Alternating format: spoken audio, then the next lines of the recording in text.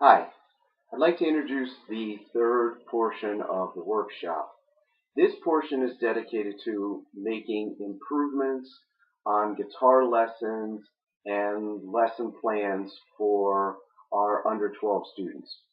As guitar teachers, this is usually a very tricky place because beyond general recommendations, a lot of younger students are just not able to really maintain guitar lessons in any progressive way. But that's not always the case. Sometimes you can get started with a student and they can get kind of burned out or level off or anything. And dealing with the, call it practice potentiality of the difference between 8-year-olds and 14-year-olds is very, very different. A 14-year-old will find a pocket of time to go home and be inspired and work on his music. The 8-year-olds or the 8 to 10-year-olds really need to be very engaged and kind of prompted to play music. But a lot of times what happens is the teacher or the books make things just entirely too challenging.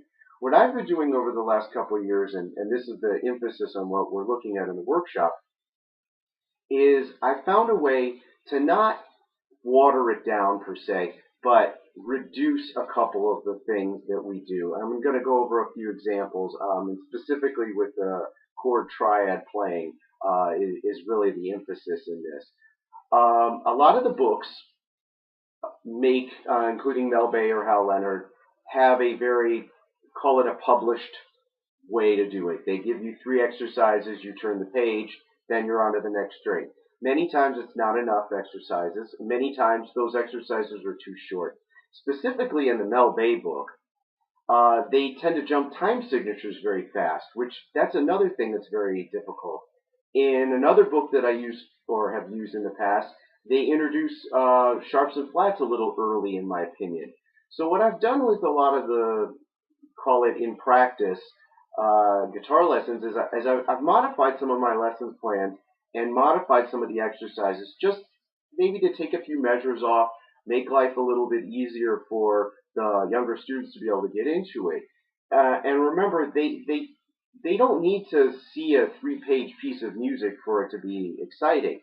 They can work with 3 exercises based on the same concept, whether it's chord triads or single notes. Just let me give you a brief example on one of the pieces that I normally would teach. At the end of the song, it would go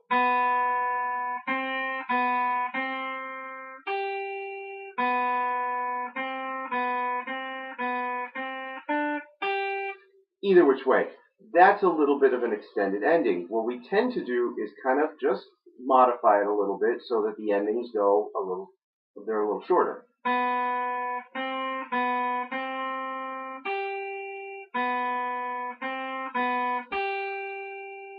See, like removing a few measures from it, it makes the piece seem a little bit easier. And I'm sure teachers have been doing this for decades and upon decades, but it's something that you don't see when you go to buy a book in a music store.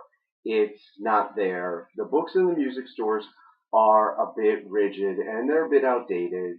As teachers, I want you to think about, what do you use to teach out of? Do you write down things yourself? Or do you use a book? Or do you use portions of the book? Personally, I have devised my own lesson plan, which is something that you may need to think about through the workshop here.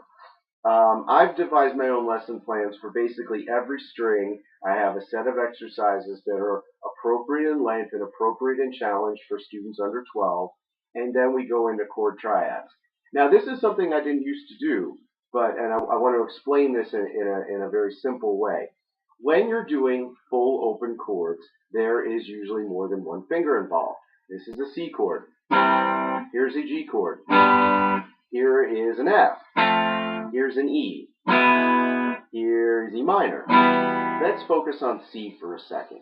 Here's C as a full chord. Okay, here's C as a chord triad. There's a few less notes and a few less fingers in it. But what we can do is we can go, instead of having to do a full A minor, we can do an A minor 7. And what this does is from the C triad, with one finger, now we're adding the 2 fingers.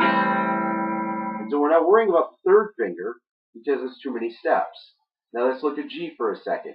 A G chord, full chord, is this, which is great.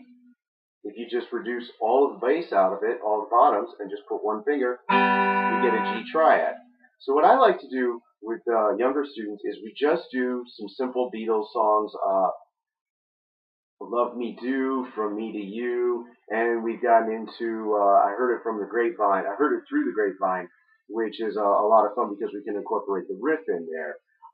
Let me just go through a tiny bit of Love Me Do real quick so you can just see what some of the chord triads sound and look like.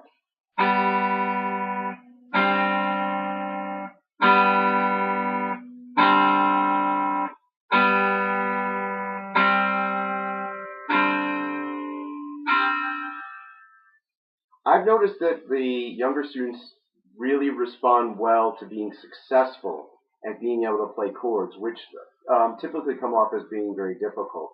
And additionally, there is not very many books that show younger kids how to play chords, and let alone change, adapt, and move on to the next song.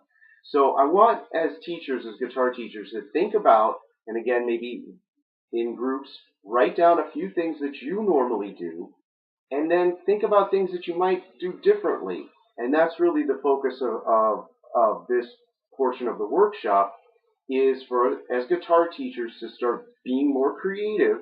And even if that means reducing your ideas down a little bit, but I can really, really stress and assure you that you will find the younger students responding to these songs that they can get into a little bit more, as opposed to it always having to feel like a monumental challenge that can't be met because there's so many fingers involved, because the teacher said it needs to be like this or the book said it needs to be like this.